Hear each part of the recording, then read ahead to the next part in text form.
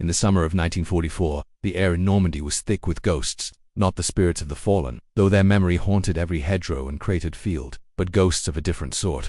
These were ghosts of steel and rubber, of sound and shadow, conjured from the minds of men who had been sent to war not with bayonets, but with imagination. Weeks have passed since the fury of the landings, since the beaches ran red and the sky screamed with the sound of artillery.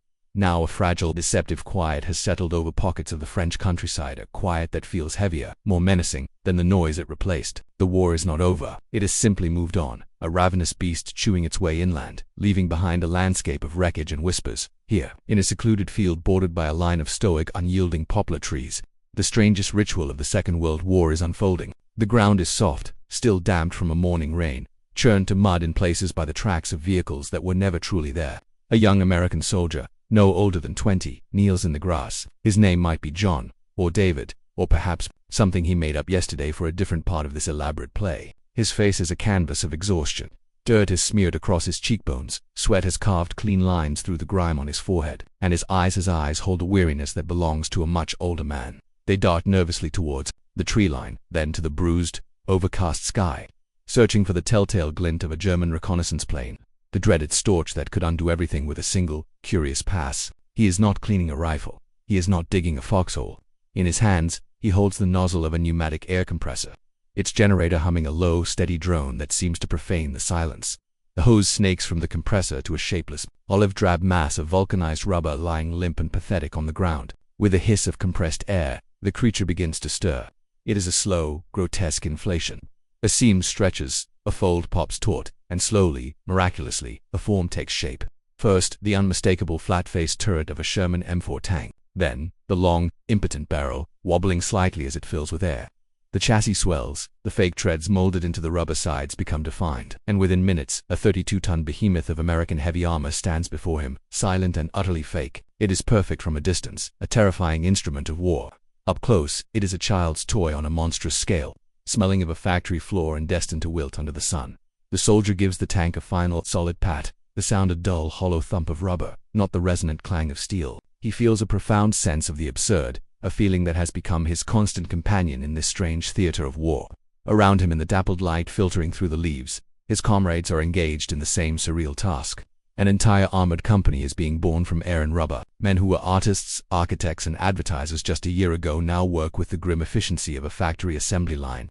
They move between the deflated husks, their movements practiced, their faces grim. They are not soldiers in the way. The men fighting and dying a few dozen miles away are soldiers. They are illusionists, conjurers. They are the men of the 23rd Headquarters Special Troops, a unit so secret it doesn't officially exist, tasked with creating an army that is nothing but a lie.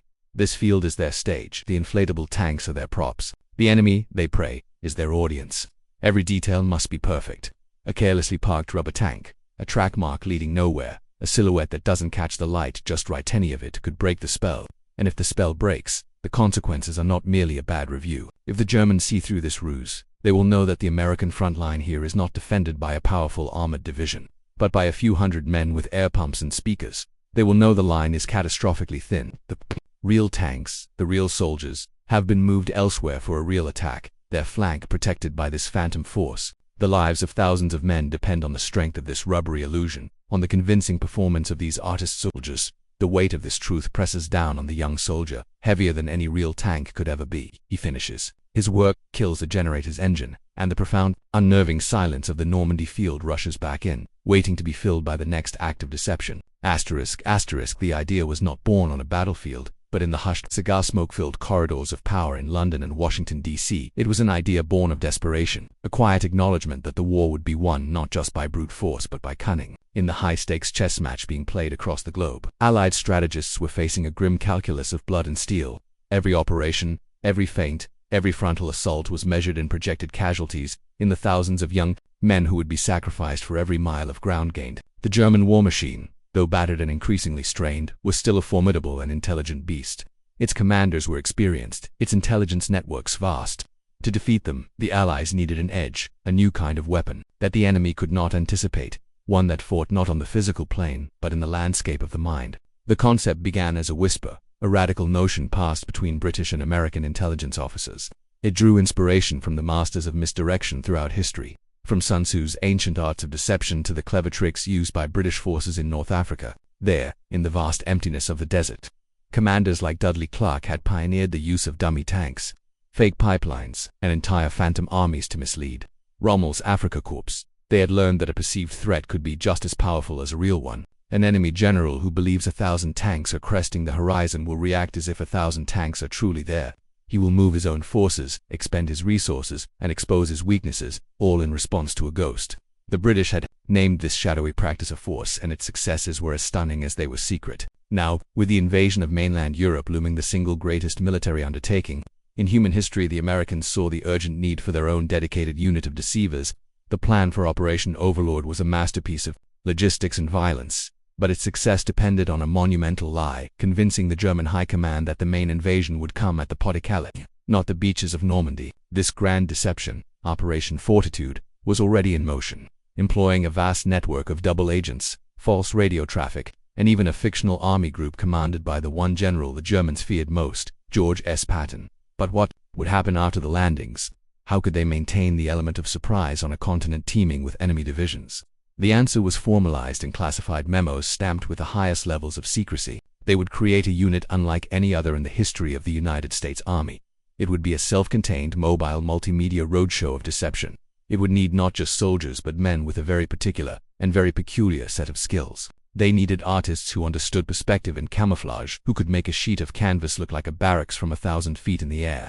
They needed architects who could design and build fake command posts that looked lived in and real. They needed sound engineers who could capture the cacophony of war and play it back like a symphony of destruction. They needed actors who could walk into a French town, order a coffee, and casually spread rumors of a massive impending attack, all while being watched by enemy informants. This was the birth of the 23rd Headquarters Special Troops. The name itself was a piece of misdirection, bland, bureaucratic, and utterly forgettable. It was designed to be overlooked on official rosters, to elicit no curiosity. But its mission was anything but bland. It was to be the tactical arm of Allied deception on the Western Front. While Operation Fortitude was the grand strategic lie, the 23rd would be the masters of the small, intimate, and immediate falsehood. Their job would be to appear on the front lines as a full-strength armored or infantry division, hold that position for a few days with nothing but illusions, and then vanish, allowing the real divisions to maneuver and attack under a cloak of confusion. They were to be a traveling ghost show, their performances saving the lives of the men in the real divisions they impersonated. The order was given, the papers were signed, and the call went out across America. Quiet, coded summons for the men who would be asked to fight the war with little more than their wits. The summons, when it came, was a masterpiece of bureaucratic ambiguity. It arrived not with a bugle call or a patriotic poster, but as a dry, unassuming letter from the War Department. It landed in the mailboxes of art schools in Philadelphia, on the drafting tables of architectural firms in Chicago, and in the sound booths of radio stations in Los Angeles. For the men who received it, the letter was a puzzle. It spoke of a newly formed unit, of a special assignment in Europe, and of the need for men with sonic deception skills, or artistic and creative talents. There was no mention of combat, no hint of the true nature of the mission. It was a call to war wrapped in the language of a job application. Across America, a strange and unprecedented recruitment drive was underway. Army officers, themselves only partially briefed on the mission's true scope, were dispatched to the nation's creative hubs. They walked the halls of the Pratt Institute in Brooklyn, the Rhode Island School of Design, and the Art Institute of Chicago, pulling promising young painters and illustrators out of their studios. These were men whose hands were more familiar with charcoal and turpentine than with the cold steel of a rifle. They saw the world in terms of light and shadow, of color and composition. They were now being asked to apply that vision to the art of camouflage and deception, to use their understanding of perspective to fool the eyes of the enemy in New York City. Talent scouts visited Broadway theaters and radio production houses. They sought out actors with a gift for improvisation, men who could adopt a persona as easily as changing a hat. They needed performers who could convincingly play the role of a talkative GI in a French cafe, seeding carefully scripted misinformation for local spies to overhear. They recruited sound engineers from the studios of RCA and Bell Labs, men who were pioneers in the new science of audio recording.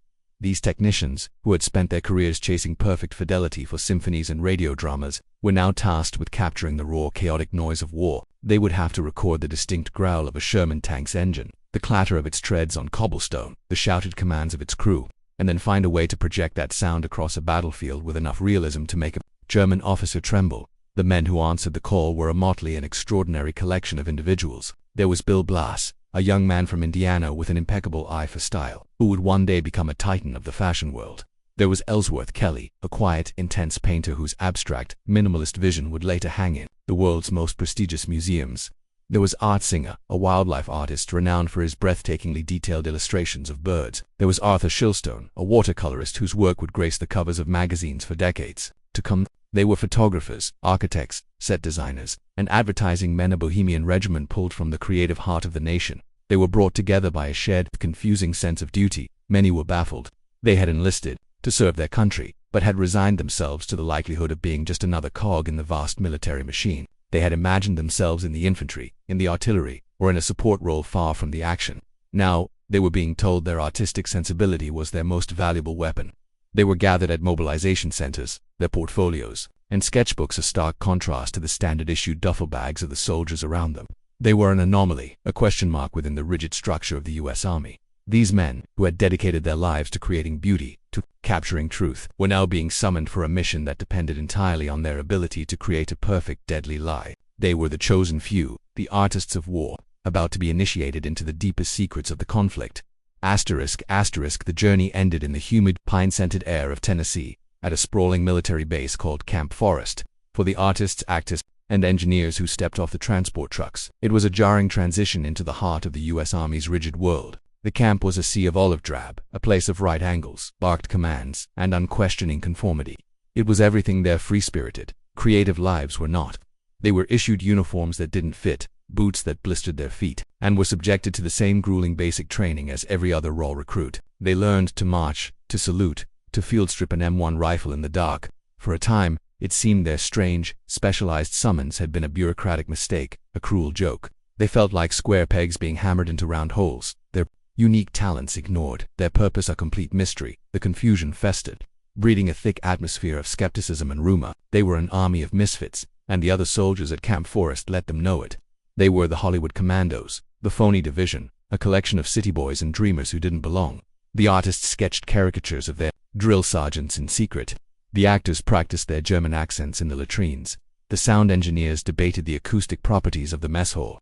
They were a unit in name only, bound not by a shared mission, but by a shared gnawing uncertainty. What on earth were they here for? Why had the army plucked them from their studios and workshops only to force them into the same mold as everyone else? The answer, when it finally began to reveal itself, did little to dispel the strangeness.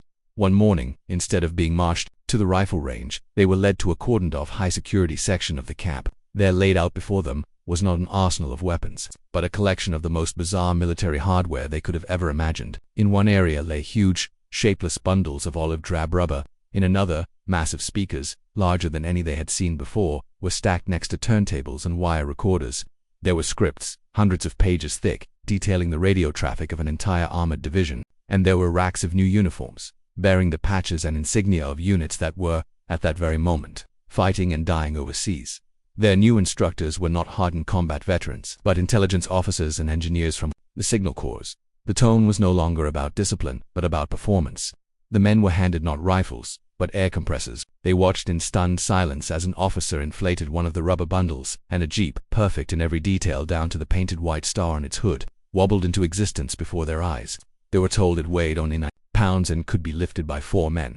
They were then shown a Sherman tank, a 155mm long Tom artillery piece, and a P-47 Thunderbolt fighter plane, all born of the same rubbery skin. These were their new weapons.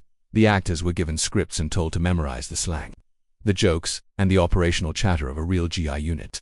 The sound engineers were handed recordings, the rumble of a tank convoy, the shouts of a platoon on the move, the whine of a field kitchen's generator, and were told to prepare for a symphony of deception. The artists were given camouflage nets and paint, and instructed on how to make a rubber decoy cast a convincing shadow, how to add fake mud to its sides, how to create the illusion of a lived-in battle-hardened encampment. The initial reaction was one of pure, unadulterated disbelief. This was it. This was their great, secret mission, to play with balloons and broadcast sound effects. It felt like a prank, a colossal waste of time while a real war was raging. Skepticism turned to gallows humor.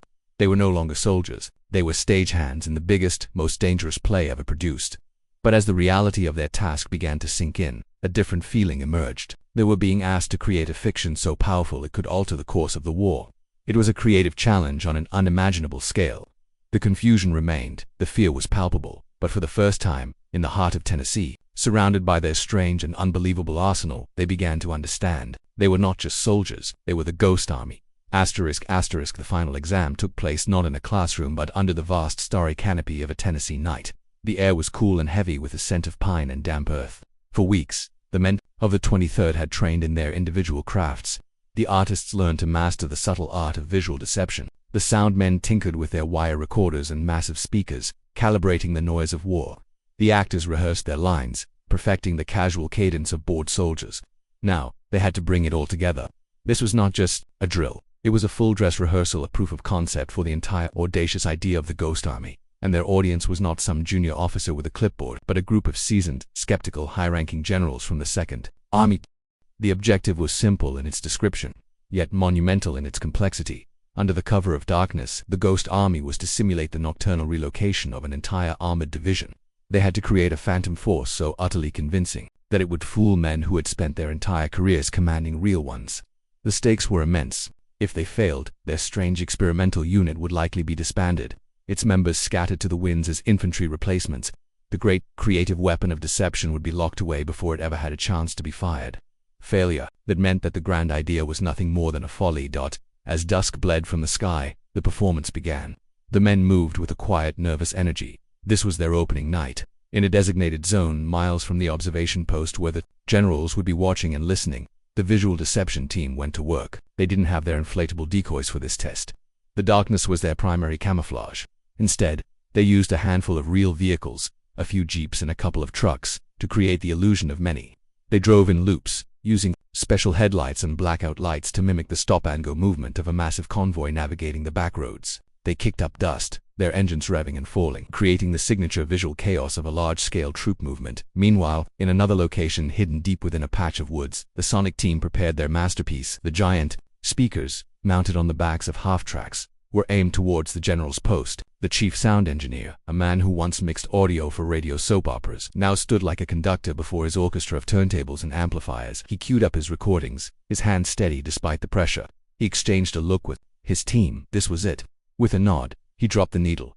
Suddenly, the night was torn apart by sound. It started as a low rumble, a distant vibration that you felt in your chest before you heard it with your ears. Then it grew, swelling into the unmistakable, earth-shaking cacophony of a heavy armored column on the move. It was a symphony of carefully layered audio tracks, the deep guttural growl of dozens of Sherman tank engines, the rhythmic metallic clatter of treads on pavement, the high-pitched squeal of boogie wheels. Interspersed were the human sounds that gave the illusion life, the shouted commands of officers, the clang of a dropped tool, the curse of a mechanic, even the faint, tinny sound of a radio playing big band music from inside a tank commander's hatch. The soundscape was three-dimensional, moving across the landscape, fading as it passed behind a hill, growing louder as it crested a ridge. It was utterly, terrifyingly real. Miles away in their observation post, the generals stood in stunned silence. They lowered their binoculars, looking at each other in the dim light. They could hear it, they could feel it. Their ears, trained by years of experience, told them that a full division was moving through the valley below. Their maps and intelligence reports told them it was impossible,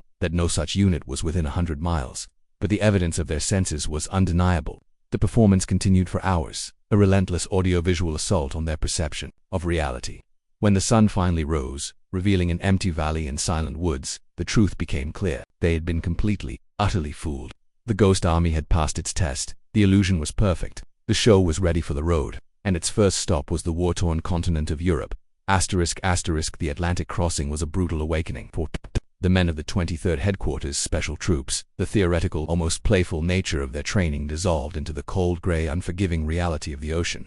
The ship, a crowded troop transport, pitched and rolled relentlessly, tiny, vulnerable speck in the immense, indifferent expanse of the sea. The gallows humor and creative camaraderie forged in the Tennessee woods gave way to a more primal, internal struggle. Seasickness was rampant, a miserable leveling affliction that spared no one. The artists, actors, and engineers, once defined by their unique talents, were now just a collection of pale, wretched faces, huddled together for warmth and reassurance.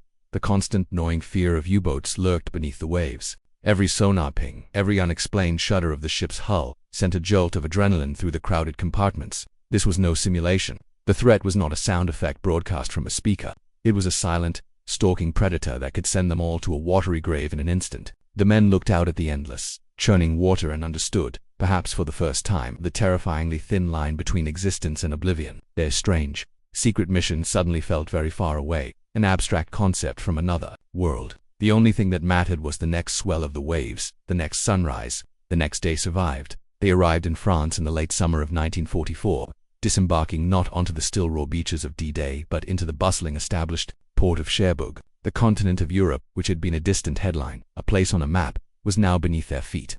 The air itself felt different, heavy with a scent of diesel, wood smoke, and destruction. The sounds were a constant low-grade assault on the senses, the rumble of real tank columns moving towards the front, the distant percussive cough of artillery, the drone of aircraft overhead. This was the world they had been tasked with imitating, and its authenticity was overwhelming. The wreckage of war was everywhere, a stark and sobering testament to the violence that had preceded them. They traveled in a convoy through shattered towns and villages, places whose names they couldn't pronounce but whose suffering was a universal language. Buildings stood as hollowed-out shells, their walls pockmarked by machine gun fire. A child's bicycle lay twisted and rusting in a ditch. A church steeple, once the proud heart of a community, was now a jagged stump pointing accusingly at the sky. The faces of the French civilians they passed were a study in exhaustion and resilience. They looked at the fresh-faced American soldiers with a mixture of hope, weariness, and a deep, profound sadness that the men of the 23rd could not yet comprehend. Weight of their strange reality began to set in with crushing force. They were here to create a fiction, but they were surrounded by an inescapable and brutal truth. Their inflatable tanks, still packed away in their trucks, felt like a blasphemy in the face of the real, burned-out Panzers they saw pushed to the side of the road. Their recorded sound effects of battle felt like a mockery when the real thing could be heard just over the horizon. The light-hearted skepticism they had felt in Tennessee was gone, replaced by a deep and unsettling anxiety. How could they possibly pull this off? How could their performance compete with this all-encompassing reality of war? There were actors preparing to take the stage, but the theater itself was on fire. The fear was no longer about failing a general's test. It was about the terrifying prospect of what would happen when their illusion was put to the ultimate test, on a real front line, against a real and desperate enemy.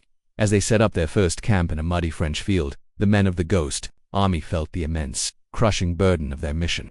They were no longer artists playing soldier. They were soldiers armed with nothing but a grand and terrifying lie, stepping onto a continent that was drowning in truth. Their first real mission was codenamed Operation Elephant. The name was deceptively simple, almost whimsical, for a task so fraught with peril. The 23rd was ordered to a position near the front, just outside the critical port city of Brest, a fortress on the French coast still held by a stubborn, well-entrenched German garrison. The American 9th Army was preparing for a massive head assault, a brutal, grinding affair that was certain to cost thousands of lives.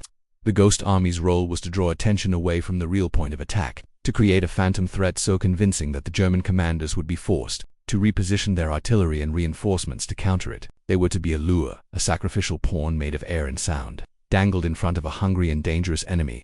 As their convoy of trucks and jeeps rumbled towards the designated area under the cloak of darkness, a new kind of fear settled over the men. This was not the abstract dread of a U-boat attack or the second-hand shock of seeing ruined towns. This was the immediate, visceral fear of the front line. The air grew thick with the metallic taste of war. The distant, percussive coughs of artillery were now sharp, deafening cracks that made the ground tremble. The sky was no longer just dark. It was alive with the flickering, strobing light of shell bursts and the eerie, drifting glow of flares that hung in the air like malevolent stars, threatening to expose them at any moment. They arrived at their assigned position, a series of fields and small woods, perilously close to the German lines, and the performance began. The men moved with a frantic, whispered urgency, their every action shrouded in darkness and fear. The artists, their hands trembling slightly, unrolled the heavy rubber bundles. The hiss of the air compressors felt impossibly loud in the tense quiet between artillery salvos. Slowly, their phantom army rose from the earth. Inflatable Sherman tanks, their forms barely visible in the gloom, were carefully positioned in a staggered line, just as a real armored company would arrange itself. Jeeps and trucks, both real and rubber, were parked in convincing disarray. The men unrolled camouflage nets, their training kicking in, draping them over the decoys to break up their perfect factory-made outlines. Every sound was a source of terror. A dropped wrench clanged against the side of a truck, the noise echoing like a gunshot in the night. The men froze, their hearts pounding, listening for any sign that they had been heard. The constant, unnerving whistle of incoming shells, followed by the violent, ground-shaking crump of their impact, was a terrifying reminder of their proximity to death. These were not sound effects. This was real. A shell landing a few hundred yards away could send a piece of shrapnel tearing through their rubber tanks, deflating their entire illusion in an instant. A shell landing in the middle of their position would do far, far worse. The men worked through the night, their bodies aching, their minds numb with a mixture of adrenaline and exhaustion. They were no longer thinking about the grand strategy, about the artistic challenge. They were thinking about survival. They were thinking about the next shell, the next flare, the next flare, the next sound in the darkness. They were acutely aware of their both own vulnerability. They were a few hundred men with a handful of real machine guns and rifles, pretending to be a force of thousands. If the Germans decided to probe their position, to send a patrol to investigate the strange noises, the ruse would be over, the fight would be real, and it would be a massacre. As the first, faint gray light of dawn began to creep over the horizon, the work was done. A silent, menacing army of rubber and canvas now occupied the fields.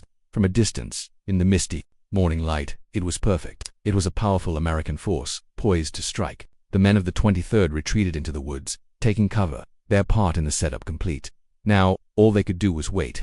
They lay in their shallow foxholes, clutching their real weapons, and watched their fake army, praying that their performance was good enough, praying that the enemy was watching, and praying that they would not look too closely. The curtain was up on their first show, and the audience was armed and deadly. The dawn broke, gray and uncertain, over the fields of Brittany. The morning mist clung to the ground, weaving through the silent, unmoving forms of the rubber tanks. It was a scene of immense deceptive power.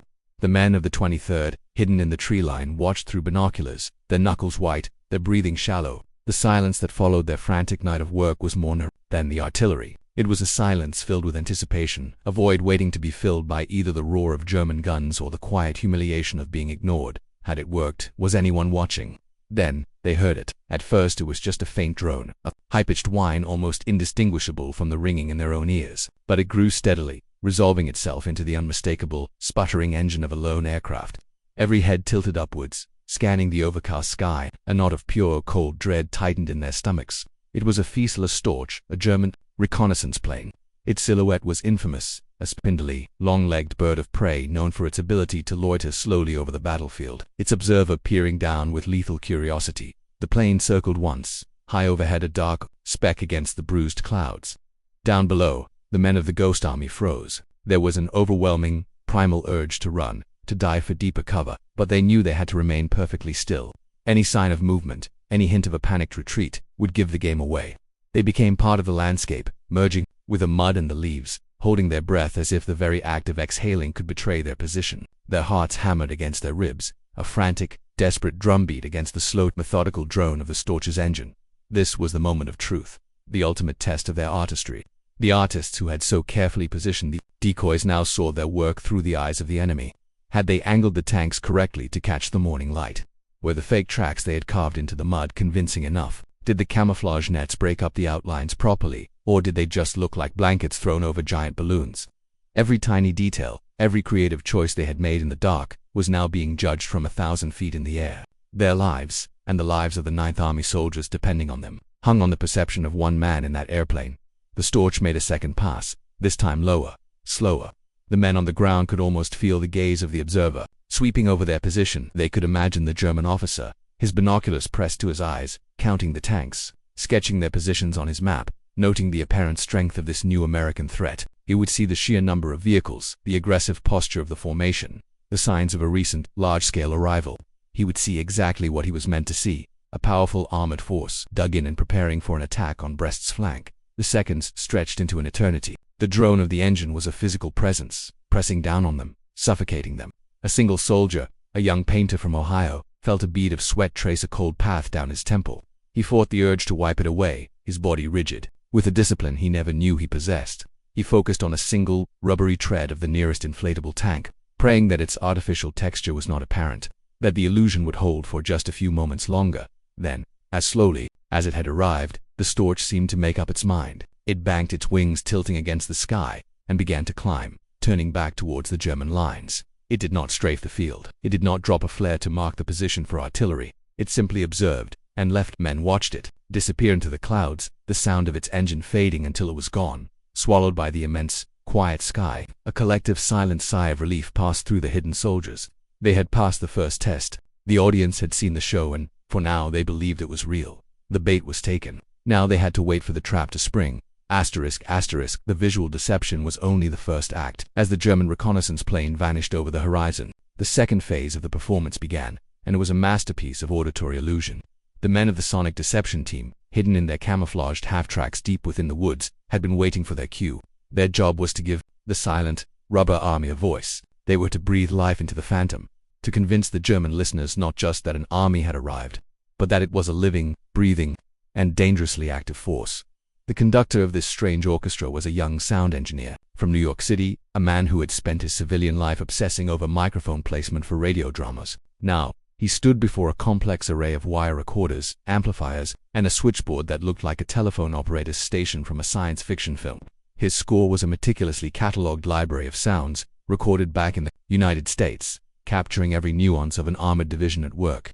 Each sound was on its own reel: the distinct cough and sputter of a Sherman tank's radial engine starting up, the squeal of its suspension, the casual shouts of a maintenance crew, the metallic clang of a hatch being slammed shut. He gave a quiet nod to his team. The show was on. He flipped a switch, and from the massive speakers hidden in the trees, a sound emerged. It started subtly, the lonely rhythmic clang of a hammer on metal, as if a mechanic were working on a loose track pin. It was a small, authentic detail, designed to build a foundation of belief. Then, another layer was added, the sound of a Jeep engine starting up, idling for a moment, and then driving off. The noise realistically fading into the distance. The German sound-ranging equipment, their sensitive microphones pointed towards the American lines, would be picking this up.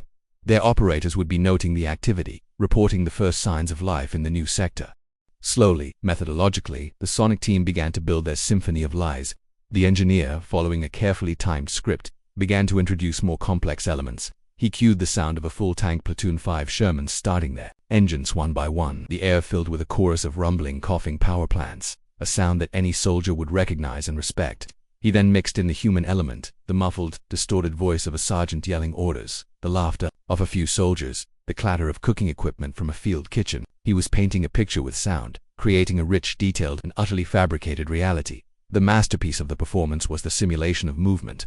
The speakers, some a half-mile apart, were wired to the central switchboard. With the flick of a switch, the engineer could make the sound of a tank move from one speaker to another, creating the illusion that a patrol was moving along the edge of the woods. He could make a whole company of tanks appear to be repositioning, their engine noises and track clatter sweeping across the landscape. To the German listeners, it would be undeniable proof of a large, mobile force preparing for action. The psychological effect was profound. The Germans were now not only seeing a threat, they were hearing it. The sounds preyed on their fears, confirmed their worst suspicions. The disembodied voices, the invisible machines, the sheer volume of activity, it all pointed to one conclusion: a massive American armored force was digging in on their flank. The sonic deception continued for hours, a relentless broadcast of military life. It was a ghost story told with amplifiers and wire, a phantom army given a voice that was, in its own way, as powerful and as terrifying as any real weapon. The men of the sonic team, huddled in their truck, knew that every sound they sent out into the world was a lie. But they also knew that if the enemy believed it, that lie had the power to save lives. The lie, so carefully constructed from rubber, sound, and shadow, traveled at the speed of light.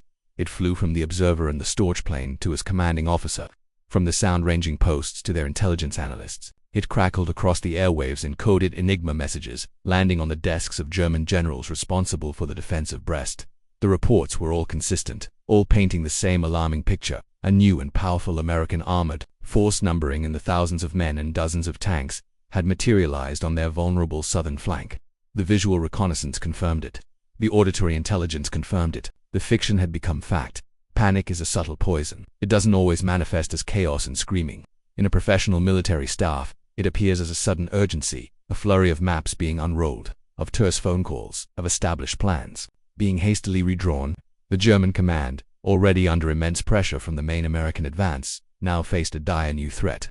An attack from this phantom force could cut off their supply lines, encircle their garrison, and turn the defense off Brest into a slaughter. They could not afford to ignore it. The Ghost Army's performance was too good, the illusion to complete.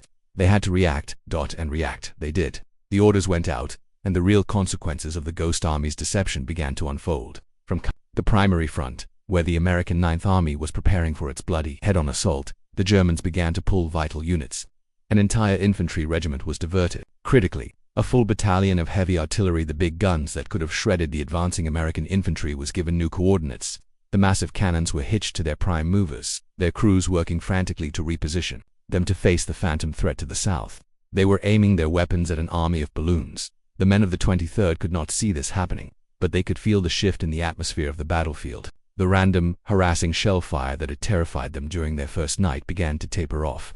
The German guns were speaking less frequently, their attention clearly divided. Then, through their own intelligence channels, the news began to trickle in. Radio intercepts, decoded by ULTRA, confirmed the German panic. Allied reconnaissance flights reported significant troop and artillery movements away from the main front, heading directly towards the Ghost Army's position. The feeling among the men in their foxholes was a strange cocktail of triumph and terror. Their trick had worked. It had worked better than they could have ever imagined. They were actively manipulating the enemy, pulling their strings from miles away. It was a heady, intoxicating feeling of power. But this success brought with it a new and terrifying danger. They had presented themselves as a threat, and the enemy was now treating them as one. What if the Germans decided a preemptive strike was their best option? What if instead of just repositioning their guns, they sent a real Panzer division to attack the source of their anxiety? The men of the 23rd were now the focal point of an enemy's fear. They had painted a giant target on their own backs. Their flimsy, rubbery decoys and their recorded sound effects were now facing the undivided attention of seasoned German commanders. The success of Operation Elephant was undeniable. They had weakened the front where the real battle was about to be fought, saving countless American lives before the first shot was even fired. But for the Ghost Army soldiers themselves, the victory was a chilling one. They had successfully drawn the monster's gaze. Now they had to survive it. The war, in its infinite and arbitrary cruelty, does not respect a well-laid plan. It does not adhere to a script. Illusion can shape the battlefield, but it cannot offer protection from a random, falling shell. The men of the 23rd had successfully drawn the enemy's attention, but they had forgotten that on a live battlefield, attention is often paid in hot, jagged steel. The German response was not a calculated ground assault, not a probing patrol that could be fooled or frightened off. It was simpler and far more brutal. It was an artillery barrage. Perhaps a German commander, still skeptical, decided to test the new American position. Perhaps it was just random harassing fire, a matter of deadly routine. The reason would never be known, but the result was catastrophic. The shells came without warning, a screaming, tearing sound that ripped through the air, followed by a series of earth-shattering explosions that walked their way across the Ghost Army's position. The ground bucked and heaved, trees splintered, sending wooden shrapnel flying, the air filled with the acrid smell of cordite and churned earth. For the men of the 23rd, the world dissolved into a maelstrom of noise, concussion, and terror. They flattened themselves in their shallow foxholes, pressing their faces into the dirt, trying to make themselves as small as possible, trying to will themselves into non-existence. This was not a recording, this was not a performance. This was the raw, unscripted violence of combat, and it was utterly indifferent to their cleverness. The shells were not aimed at their inflatable tanks, which, by a stroke of luck, were just outside the main impact zone. They were aimed at the woods, where a real army would conceal its command posts and its men. They were aimed directly at them. The barrage lasted for only a few minutes, but it was an eternity of pure, primal fear. In that compressed span of time, the entire mission, the entire concept of the Ghost Army, felt like a foolish, naive dream. What good were art and sound against a ton of high explosives? The men were no longer artists or actors. They were just terrified human beings, caught in the open, praying for it to stop, and then, as suddenly as it began, it was over. A profound, ringing silence descended, broken only by the groan of a wounded man and the gentle rustle of leaves settling back to the ground. The soldiers slowly, hesitantly, lifted their heads, their ears ringing, their bodies trembling with the aftershocks of adrenaline. They looked at each other, their faces pale and smeared with dirt, their eyes wide with the shared trauma of what they had just endured. The woods around them were scarred and smoking. Then came the call, "Medic." It was a cry of anguish that cut through the days. A shell had landed squarely in a command post, a tent that had been meticulously camouflaged. Just hours before, the men rushed to the scene, their hearts sinking with dread. The illusion of their war had been shattered, and the cost was measured in blood. They found the wreckage, the shredded canvas, the splintered wood, and they found their comrades. 2 soldiers were dead, their bodies torn by the blast. Another was gravely wounded, his life fading in the arms of his friends. The reality of their situation crashed down upon them with brutal, undeniable force. This was not a game. This was not a performance with a guaranteed curtain call. They were in a war, a real war, and they could die here, just as easily as any infantryman on the front line. The weight of the 2 casualties was immense. They were the first men of the Ghost Army to be killed in action. Their deaths were a terrible, tragic price to pay for a successful deception. The men carried their fallen brothers, their faces etched with a new and profound sorrow. The war had become terrifyingly, heartbreakingly real. The phantom had bled, and the ghosts were now haunted by ghosts of their own. Not all of the Ghost Army's deceptions were conducted with rubber and loudspeakers. Some of the most effective illusions were far more subtle, performed on a smaller, more human stage. This was the domain of the actors, the men recruited from the stages of Broadway and the studios of radio, whose mission was to wage a war of whispers. Their battlefield was not the muddy fields of the front, but the bustling cafes, the quiet public squares, and the crowded marketplaces of the French towns just behind the lines. Their weapon was disinformation, carefully crafted and expertly delivered. This specialized unit within the 23rd was known as Special Effects. The name was another piece of deliberate understatement. These men, often fluent in French or German, would don the uniforms and insignia of other, real American divisions. They would climb into a jeep, drive into a newly liberated town, and put on a performance. Their audience was the local population, which they knew was seeded with German informants and collaborators, the eyes and ears of the enemy. The scene would be meticulously staged. 2Gs would sit at a small rotund table in a cafe, nursing glasses of rough red wine or watery beer.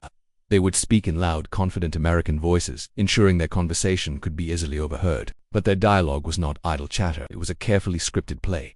Every word was designed to build a false narrative. They would complain about their incompetent new commanding officer mentioning a real general's name. They would drop hints about their unit of famous, powerful division like the 2nd Armored and its supposed location nearby. They would talk with convincing frustration about an upcoming attack, mentioning a specific town or river crossing that was, in reality, miles away from the true objective. The performance was all in the details. They had to look the part, their uniforms scuffed and worn in just the right way. They had to sound the part, their slang and their accents perfectly authentic. They had to act the part, displaying the casual arrogance or weary boredom of a soldier who has seen too much. One of them might pull out a letter from home and read a passage aloud. Another might sketch on a napkin, leaving behind a careless drawing of a new, non-existent tank insignia. They were creating a rich, believable fiction, piece by piece, for the spies they knew were listening. The psychological pressure on these men was immense. Unlike the soldiers setting up decoys, they were face to face with their potential enemy. They had to look into the eyes of the French townspeople, knowing that some of them were collaborators who would report their every word, and that a single slip-up, a single moment of unconvincing acting, could not only endanger the mission but could also get them killed. They were utterly exposed, armed only with their wits and their script. They would sit in a tavern, feeling the suspicious gaze of the bartender, the lingering stare of a man reading a newspaper in the corner, and they had to continue their performance without a flicker of fear. After an hour or two they would pay their bill, get back in their jeep, and drive away, leaving behind a wake of carefully planted lies. They would never know for sure if their performance had been successful. Their only feedback would be the cryptic intelligence reports days later, indicating that German forces were shifting to counter a threat that existed only in the words they had spoken.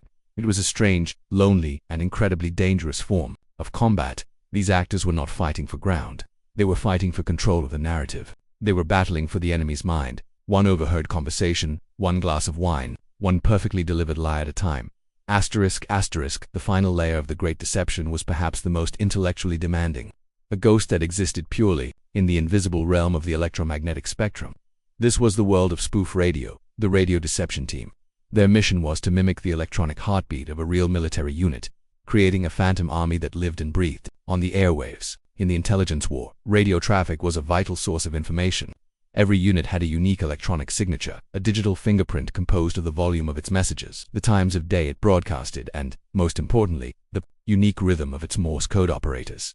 Just as a person's handwriting is unique, so too is a radio operator's fist, the distinct, personal cadence of his dits and dots. A seasoned German signals intelligence officer could identify a specific American division just by listening to the fist of its radio operators, without even needing to decode the message itself. The Ghost Army's radio wizards had to replicate these electronic fingerprints with perfect fidelity. The process was a strange and fascinating blend of espionage and artistry. Before the 23rd was tasked with impersonating a real division, for instance, the 6th Armored Division, the spoof radio team would spend days shadowing them. They would tune their receivers to the 6th Armored's frequencies, listening intently. They were not just copying messages. They were studying a culture. They learned the division's habits when its operators were most active, their typical message length, their slang, their inside jokes, and the specific procedural quirks they used. Most importantly, they recorded and analyzed the fists of the individual operators, breaking down their rhythms and styles. Then, when the real 6th Armored Division was pulled off the line for a period of radio silence to move to a new, secret position, the Ghost Army's team would take over. From their specialized radio trucks, often parked miles away from the visual and sonic deception, they would begin their broadcast. It was a masterful and delicate performance. The operators of the 23rd, chosen for their own versatile fists, had to become electronic actors. An operator from Brooklyn might have to perfectly mimic the fist of a man from Texas he had never met, a man who was, at that moment, moving silently towards a new battle. They would broadcast a constant stream of meaningless, encrypted chatter, but the chatter itself was irrelevant. What mattered was the performance. They would replicate the exact volume of traffic the real division would have produced. They would mimic its daily routine, sending flurries of messages at the times the real unit was known to be most active. They would even replicate the mistakes and idiosyncrasies of the operators they were impersonating, a slight hesitation here, a faster rhythm there. They were creating a perfect electronic ghost, a digital doppelganger that would keep the German intelligence services convinced that the 6th Armored Division had not moved an inch.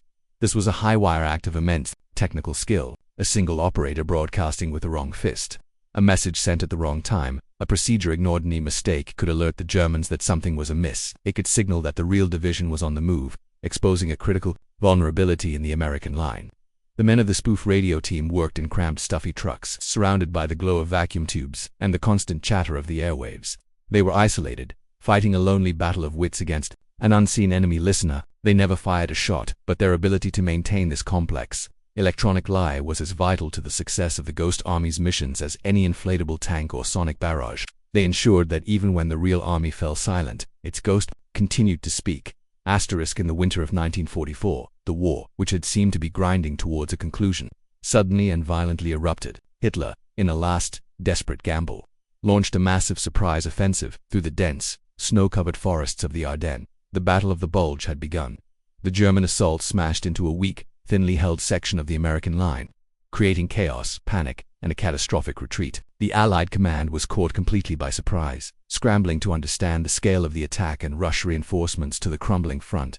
For the men of the Ghost Army, the news of the German breakthrough was terrifying. The war of illusion was over. This was a crisis of cold, hard reality. They were stationed in Luxembourg, resting and refitting after a series of successful deceptions. Suddenly they found themselves directly in the path of the German juggernaut. The front line, once a stable entity miles away, was now a fluid, terrifying concept, rushing towards them with the speed of a Panzer division. The distant thunder of battle grew into a constant earth-shaking roar. The sky was filled with the smoke of burning villages and the contrails of dogfighting planes. In the midst of this chaos, a desperate order came down from the highest levels of command. The German advance had been so rapid that a critical 20-mile-long gap had been torn in the American line along the Meuse River. If the Germans broke through this gap, they could swing north, encircle a huge portion of the Allied armies, and potentially change the entire course of the war. There were no available combat units to plug this hole. The real divisions were fighting for their lives elsewhere, trying to blunt the German spearheads. There was only one unit in the area, one unit that could possibly create the illusion of a defense where none existed, the 23rd Headquarters Special Troops. It was to be their most perilous assignment, a mission that bordered on the suicidal. They were ordered to move to the banks of the Meuse and hold that 20-mile line. Hold the line was a euphemism. They were to become the line. A few hundred men, with their inflatable props and their library of sound effects, were being asked to stare down the throat of the most powerful German offensive of the war. The journey to the Meuse was a nightmare. They traveled on roads clogged with the traffic of a retreating army. They saw the faces of the real combat soldiers, men who were exhausted, frostbitten, and haunted by what they had seen. They saw the evidence of the German army's brutality, the frozen bodies of American soldiers left where they had fallen. The playful, creative spirit of their earlier missions evaporated in the freezing air, replaced by a cold, hard knot of fear. They arrived at the riverbank in the biting cold, the snow deep on the ground. The landscape was bleak, gray, and terrifyingly empty. Across the river, somewhere in the dark, snow-laden forests, the vanguard of the German army was advancing. The men of the 23rd knew they were not just putting on a show to divert the enemy's attention. They were the only thing standing. Between the German war machine and a catastrophic breakthrough, there was no real army behind them. There was no backup plan. They were the final, flimsy, desperate line of defense. Their props, their tricks, their entire arsenal of illusion had never seemed so fragile, so hopelessly inadequate. They were being asked to stop a tidal wave with a ghost story. For 7 days and 7 nights, the Ghost Army waged its most desperate and important battle. It was a battle fought not with advances and counterattacks, but with the sheer, unyielding power of illusion, held together by raw nerve in the face of overwhelming terror.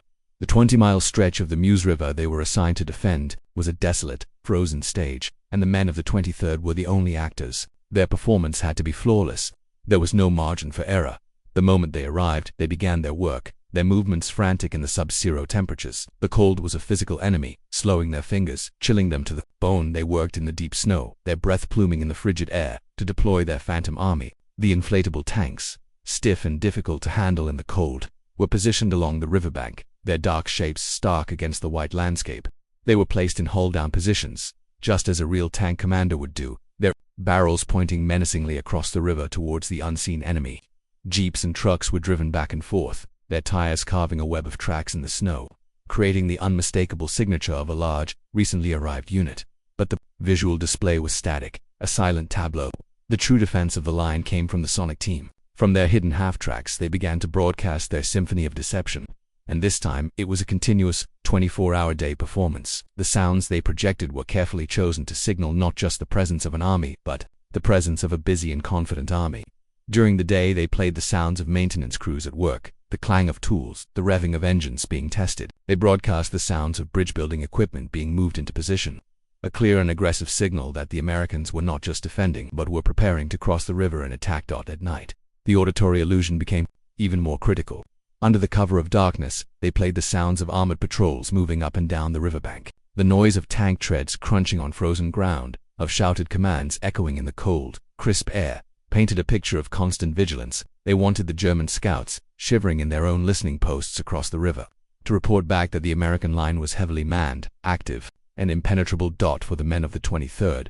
It was a week of unrelenting, nerve-shredding tension. They were spread dangerously thin, a handful of men responsible for every mile of the front. They huddled in their foxholes, clutching their rifles, listening to their own sound effects echoing in the woods, and praying the Germans were listening too. The fear was a constant companion. Every snap of a frozen branch, every shadow that moved in the trees, could be a German patrol. They knew that if a real German reconnaissance force decided to cross the river and probe their position, the entire ruse would collapse in an instant. They would be overrun in minutes. They were living inside their own lie. And the line between the illusion and their reality began to blur. They were cold, hungry, and deeply, profoundly scared. They were actors playing the part of a powerful army, while in reality they were a fragile, isolated group of men, armed with little more than their own courage. Day after day, they held the line. The German advance, which had been moving with terrifying speed, stalled before their sector. The German commanders, faced with what their intelligence told them was a significant, well-entrenched American force, hesitated. They diverted their armored spearheads to the north and south, searching for a weaker point. The 20-mile gap in the American line, defended only by ghosts, did not break. The illusion was holding. The moment they had all dreaded came on the fourth night. The air was unnaturally still, the snow falling in thick silent flakes that muffled all sound. It was a perfect night for an infiltration. A German patrol, likely a small, elite squad of commandos, had slipped across the frozen Meuse River under the cover of the snowfall. They were not a full-scale assault force, but something far more dangerous to the Ghost Army, a pair of eyes and ears, sent to confirm the reality of the American division that had so abruptly appeared on their maps. The patrol moved like phantoms through the woods, their white winter camouflage making them nearly invisible against the snow. They bypassed the empty fields where the inflatable tanks stood as silent, hollow sentinels. Their target was the source of the sounds, the heart of the illusion. They were hunting for the command posts, the radio trucks, the very men who were projecting the lie. The discovery happened near a small makeshift command tent that was part of the visual deception. A lone American sentry, a young architect from Chicago who had never imagined himself in such a position, was on watch. He stood shivering in the darkness, his world reduced to the small patch of woods he could see in the swirling snow. He heard a sound, a soft, unnatural crunch in the snow that didn't belong to the wind or a falling branch. He froze, his heart leaping into his throat. He strained his ears, peering into the oppressive darkness, his M1 rifle suddenly feeling impossibly heavy and inadequate. He saw a flicker of movement, a shape, whiter than the snow, detaching itself from the trunk of a tree, then another. He wasn't just seeing things, they were real. He had only seconds to react. All the training, all the fear, all the nervous energy of the past week coalesced into a single, desperate instinct. He raised his rifle and fired. The shot shattered the night's silence, a deafening crack that echoed through the frozen forest. It was a sound of pure, undiluted reality tearing through their carefully constructed illusion. The German soldiers, exposed, immediately returned fire, their machine pistols spitting bright flashes of orange into the darkness. The American sentry dove for cover, the snow exploding around him as bullets ripped through the air. The firefight was sudden, brutal, and chaotic. Other members of the 23rd, hearing the shots, grabbed their weapons and rushed towards the sound. There were artists and engineers, not trained infantrymen, but in that moment, they were soldiers. They laid down suppressing fire into the darkness, trying to protect their comrade, trying to drive back the unseen enemy. The air was filled with the terrifying zip of bullets, the shouts of men, and the frantic pounding rhythm of their own hearts.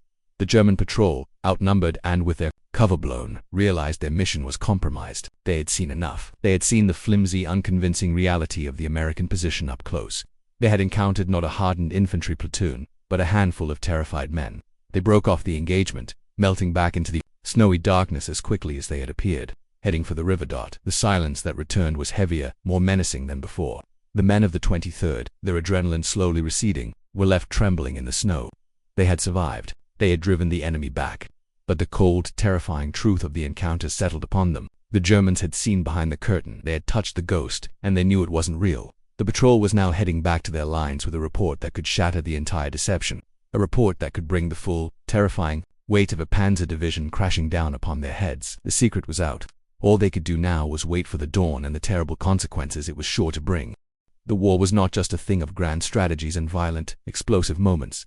It was also a quiet, internal affair, a slow erosion of the soul. For the men of the 23rd, living a life of constant deception, this internal war was fought every single day. The psychological strain of their mission was a heavy, invisible burden, a weight that settled deep in their bones and could not be shrugged off. They were soldiers who were not allowed to be soldiers, forced to hide, to feign, to create an illusion of strength while feeling profoundly vulnerable. This duality, this constant performance, began to take its toll. In the quiet moments between missions, in the back of a rumbling truck or by the dim light of a lantern in a muddy tent, the artists of the unit turned to the one thing that gave them solace: their art. They sketched, they drew in charcoal, in pencil, in watercolor, on whatever scraps of paper they could find. It was an act of defiance, an attempt to process the unprocessed, to capture the truth of their surreal existence. They were surrounded by a world of fakes, fake tanks, fake sounds, fake armies, and their art became the only real thing they could create. One soldier, a watercolorist named Arthur Shilstone, became the unofficial portraitist of the unit's soul. His journal was not filled with words, but with faces. He sketched his comrades during moments of unguarded vulnerability. He drew the young soldier, his face etched with a wariness that belied his years, staring into the distance after a close call with an artillery shell. He painted the sonic engineer, his eyes closed in intense concentration, headphones pressed to his ears, listening to the symphony of lies he was broadcasting. He captured the actor, his face a mask of forced nonchalance as he prepared to enter a French café, the fear lurking just behind his eyes. These sketches were more than just portraits. They were confessions. They were a silent testament to the human cost of their strange war. They depicted the exhaustion, the gnawing anxiety, the gallows humor, and the deep, unspoken bond between these men who shared a secret that no one else in the world could possibly understand. Looking through the sketchbook was like reading a diary of the unit's collective psyche. The faces were smudged with the dirt of the field and the charcoal of the artist's pencil, but their expressions were rendered with a profound and heartbreaking clarity. The strain manifested in other ways. The men became masters of a dark, cynical humor. They would give their inflatable tanks names, patting their rubbery flanks and speaking to them like beloved pets. They referred to their missions as shows and to their unit as the best damn phony outfit in the army. This humor was a shield, a way to cope with the absurdity of their situation, a way to keep the ever-present fear at bay. But beneath the laughter, there was a current of deep-seated anxiety. They lived with a constant knowledge that they were a lie.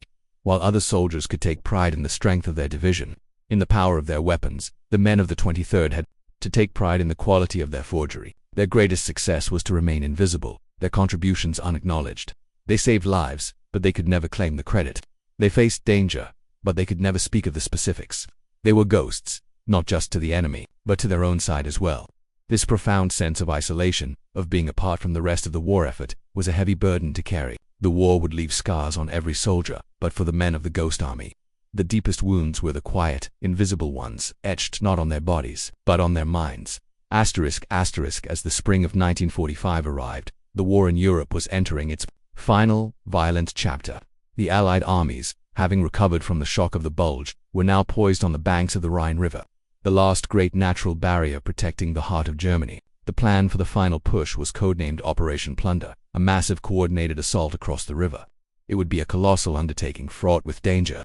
The German army, though broken and retreating, was expected to defend the Rhine with ferocious determination. A frontal assault across the river would be a bloodbath once again. The Allied High Command turned to its masters of deception. The Ghost Army was to be given its largest, most ambitious, and most important assignment. It was to be their grand finale, the ultimate expression of their craft. The mission was codenamed Operation WWII. Their task was to stage a massive, wholly fictitious crossing of the Rhine, miles south of the real intended assault point. They were to simulate not just a division, but two entire divisions, the 30th and the 79th Infantry, a phantom force of over 30,000 men, complete with armor, artillery, and engineering support. The goal was to create an illusion so vast, so detailed, and so utterly convincing that it would draw the bulk of the remaining German reserves away from the true crossing point. They had to convince the enemy that the main Allied thrust was coming at the city of Dusseldorf. The real assault, by the American Ninth Army, would then take place further north, against a deliberately weakened German defense. The lives of tens of thousands of soldiers depended on the success of this final, epic performance. The scale of the deception was staggering. The 23rd, a unit of only 1,100 men, had to create the illusion of a force nearly 30 times its size. They were given every resource the army could spare. Their convoy, as it moved towards the Rhine, was a testament to their strange trade. It was a traveling circus of war, trucks laden with hundreds of inflatable tanks, cannons, and trucks. There were mobile cranes to simulate the construction of pontoon bridges, and bulldozers to carve the earth into the signature patterns of a massive military encampment. They arrived at their designated sector, along the Rhine, and began to build their ghost metropolis of war. This was not just a single line of tanks in a field. It was a full-scale fabrication of the entire logistical footprint of two divisions. The artists and engineers worked day and night, becoming masters of military, urban planning. They laid out vast sprawling motorpools, filled with hundreds of dummy vehicles, parked in neat, convincing rows. They built fake fuel and ammunition dumps, using cleverly painted canvases stretched over wooden frames. They constructed phony command posts, complete with fake radio antennae. They even built a full-scale 600-foot-long mock pontoon bridge, its pieces carefully assembled and floated near the riverbank, appearing ready for a nighttime launch. The men of the 23rd moved with a practiced, confident efficiency. They had honed their craft in the fields of Normandy and the frozen forests of the Ardennes. This was to be their masterpiece. The air of fear and uncertainty that had plagued their earlier missions was replaced by a sense of profound, historic purpose. They knew this was the big one. As they inflated the last rubber tank and painted the last fake divisional sign, they looked out over the vast, silent, and utterly fake army they had created. It was the culmination of everything they had learned, every trick they had perfected. The stage was set for their final, and most important, illusion. The performance of Operation Vizon was the Ghost Army's magnum opus, multisensory masterpiece of deception executed on an unprecedented scale. For 48 critical hours, the 1,100 men of the 23rd worked to create an overwhelming, all-encompassing illusion of a 30,000-man invasion force on the brink of attack. Every element of their strange and varied arsenal was deployed in perfect, synchronized harmony. The visual deception was breathtaking in its scope. As the sun rose over the Rhine, German observers on the far bank would have looked through their binoculars and seen a terrifying sight. The landscape, which had been quiet farmland just days before, was now teeming with the machinery of an American assault. Hundreds of tanks and artillery pieces were visible, dug into firing positions along the river. Vast motor pools, filled with countless trucks and jeeps, stretched for miles. The divisional patches of the 30th and 79th Infantry were everywhere, painted on vehicles, nailed to signposts, and sewn onto the shoulders of the few real soldiers who moved about the encampment, deliberately making themselves visible. The attention to detail was obsessive. The artists had even created fake airfields, with inflatable P-47 Thunderbolts parked in neat rows, giving the impression of total air superiority over this sector. But the true power of the illusion came from the symphony of sound that enveloped the entire area. The sonic deception for Operation Vizon was the most complex audio performance ever attempted in warfare. From dawn until dusk, the speakers, hidden all along the 10-mile front, broadcast the sounds of an army preparing for a massive battle. The air was filled with the continuous cacophonous noise of thousands of men and their machines. The primary broadcast was the sound of heavy engineering equipment, the unmistakable noise of bulldozers, cranes, and pile drivers, simulating the construction of pontoon bridges just out of sight. It was an aggressive, unmistakable signal of intent. Layered on top of this were the sounds of the divisions themselves. The sonic team mixed and broadcast the noise of tank columns moving into their final attack positions, the shouts of non-commissioned officers barking orders, the rumble of supply trucks arriving and departing. The spoof radio operators, meanwhile, were engaged in their own virtuoso performance. They flooded the airwaves with a massive volume of fake radio traffic, perfectly mimicking the electronic signature of two full divisions and their attached artillery and engineering corps. They sent thousands of coded messages, creating a storm of electronic chatter that would light up the listening posts of the German intelligence services. The actors played their part as well. Dressed in the appropriate divisional uniforms, they drove their jeeps into the nearby German towns that were still occupied, deliberately getting lost and asking for directions in loud voices, ensuring that local informants would overhear their conversations about the big push coming across the river at Dusseldorf. It was a total, immersive 360-degree illusion. The Germans were being bombarded with false information from every possible source. Their eyes told them an army was there. Their ears told them that army was preparing to attack. Their radio intercepts confirmed it. The sheer weight of the fabricated evidence was overwhelming. It was a lie told so loudly, so confidently, and from so many different directions at once that it became impossible to disbelieve. The men of the 23rd, the small core of this vast phantom, moved like ghosts within their own creation, pulling the levers and flipping the switches of their great and terrible machine of deception. They were puppeteers, and an entire German army was there. Marionette. The German High Command, already reeling from months of retreat and attrition, took the bait completely. The evidence presented by the Ghost Army during Operation Firezone was too overwhelming, too detailed, and too consistent to be ignored. The intelligence reports flooding into the headquarters of Field Marshal Walter Mordell, the commander of the German forces in the sector, all pointed to one terrifying conclusion. The main Allied assault across the Rhine was imminent, and it was aimed directly at the heart of his defensive line. Near Dusseldorf, faced with this seemingly undeniable threat, the German commanders did exactly what the Allied planners had prayed they would do. They fell into the trap. In the critical 48 hours leading up to the real assault, a frantic and desperate repositioning of German forces began. Two of their last, best Panzer divisions, the 116th and the 9th, the very units that could have inflicted catastrophic casualties on the real crossing force, were ordered to move south. Their engines roared to life, their treads chewed up the roads, and they raced towards a battle that would never happen, against an army that did not exist. The German generals stripped their defenses to the north, pulling artillery and guns and thousands of infantrymen away from the sector where the American 9th Army was silently and secretly massing for the real attack. They were redirecting their strengths, their steel, and their soldiers to counter a ghost, leaving the door to Germany's heartland dangerously ajar. On the night of March 24, 1945, the real Operation Plunder began. Under the cover of the largest artillery bombardment of the war on the Western Front, the men of the American 9th Army began their assault across the Rhine. They crossed the wide, dark river in assault boats and on newly constructed pontoon bridges. Expecting a battle of horrific intensity, they were prepared for a slaughter, for a desperate, bloody fight on the riverbanks against Germany's finest. But the resistance they met was stunningly, almost eerily light. The German positions were undermanned, their artillery response sporadic and inaccurate. The fearsome Panzer divisions that were supposed to be waiting for them were miles to the south, stuck in traffic, staring across the river at an army of rubber and a symphony of lies. The American soldiers stormed the eastern bank of the Rhine, establishing a bridgehead with a speed and efficiency that stunned even their own commanders. The casualties were a fraction of what had been projected. Thousands of American and British soldiers who had been expected to die in the crossing were alive, moving inland, and breaking the back of the German defense. The success was absolute. The Ghost Army's performance had been a masterpiece, its effect decisive. They had saved countless lives. From their own positions to the south, the men of the 23rd could hear the distant, authentic roar of the real battle. They listened to the sound of the massive artillery barrage and knew that, this time, it was not one of their recordings. A profound sense of accomplishment and relief washed over them. Their work was done. Their grand final deception had been a spectacular success. They had not fired a shot in the main battle, but they had shaped it, controlled it, and won it before it had even begun. As the 9th Army pushed deeper into Germany, the men of the 23rd began to quietly pack up their show. They deflated their tanks, packed away their speakers, and prepared to vanish one last time. Their job complete, their victory absolute, and unseen. Victory in Europe arrived not with a sudden glorious bang, but with a slow, exhausted sigh of relief that rippled across the continent. On May 8, 1945, the war was officially over.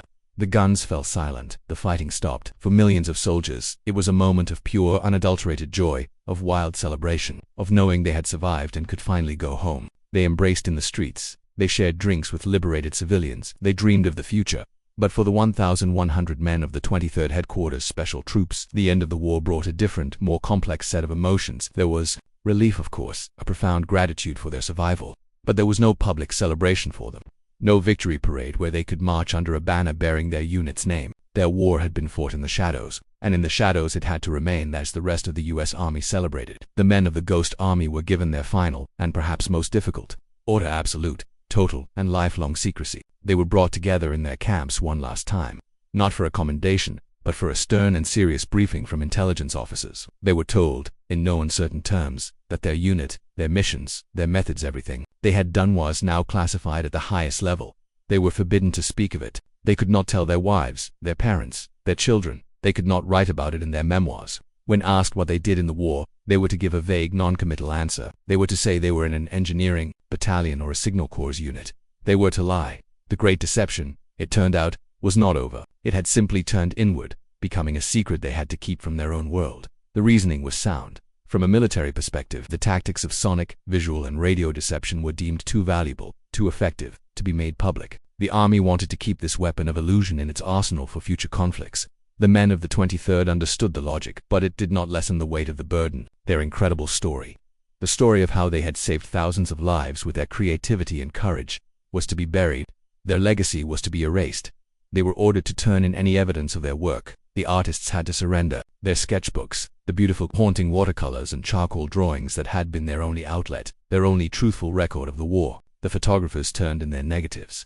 The sound engineers wiped their recordings, the actors burned their scripts. The army systematically collected and classified every last scrap of their history, locking it away in dusty, secret archives that men were given their discharge papers, their official records scrubbed of any mention of the 23rd. To the outside world, it was as if the Ghost Army had never existed.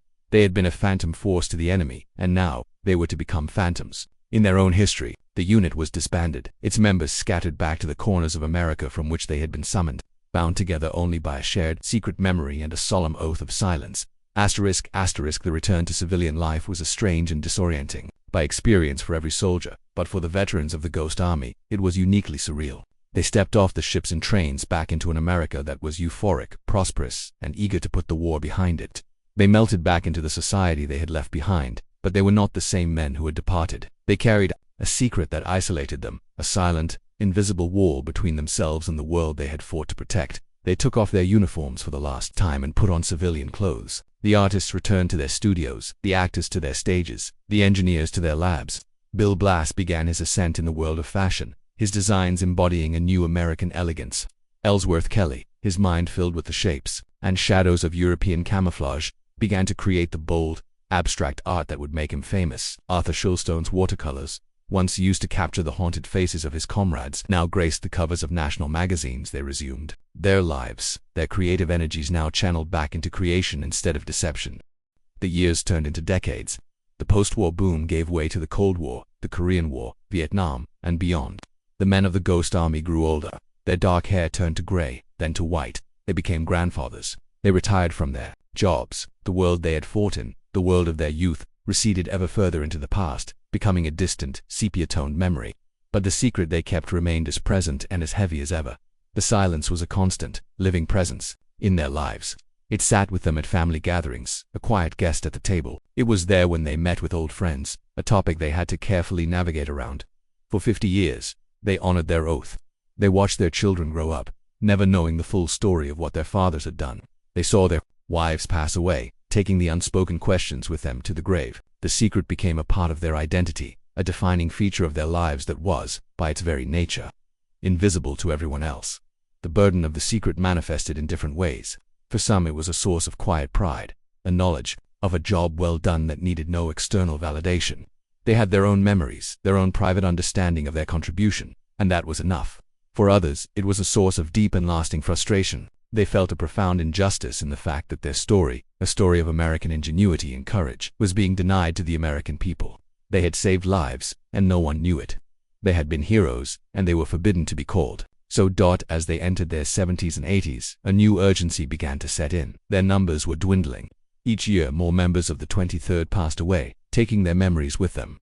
The men who remained felt a growing sense of responsibility, a desire to see their story told before it was too late, before the last of the ghosts faded away forever. They began to cautiously reach out to one another, to organize small, private reunions where they could finally speak freely, where they could share the stories they had held inside for a lifetime. In these small gatherings, in VFW halls and rented hotel conference rooms, the years would melt away.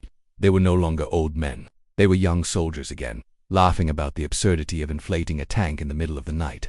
Their voices hushed as they remembered the terror of an artillery barrage, a profound sense of camaraderie and understanding filling the room. They were the only ones in the world who knew the truth, the only ones who could truly understand what they had been through. They began to wonder if their oath of secrecy still mattered. The Cold War was over. The military tactics of World War II were a matter of historical record. What purpose did the silence still serve? They began to talk. cautiously at first, about trying to get their story declassified. They wrote letters to their congressmen, to the Department of the Army. Most were ignored, lost in the vast bureaucracy of the government they had served so faithfully, but they persisted. They were fighting one last battle, not against a foreign enemy, but against the silence that had defined their lives for half a century. They were fighting for their own history. Asterisk the change, when it finally came, was not the result of a single, dramatic event, but of a slow, persistent effort by the aging veterans and a handful of dedicated historians who had stumbled upon whispers of their story.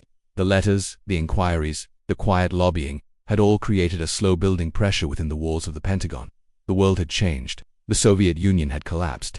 The tactics of World War II were no longer state secrets, but subjects of academic study. The original justification for the secrecy had evaporated with time. Finally, 1996, more than 50 years after the end of the war, the official order was given. The files on the 23rd Headquarters Special Troops, the Ghost Army, were to be declassified. In a quiet, unremarkable government archive, a clerk took a key, unlocked a cabinet, and pulled out a series of dusty cloth-bound folders. The folders were stamped with the words "Top Secret" in faded red ink.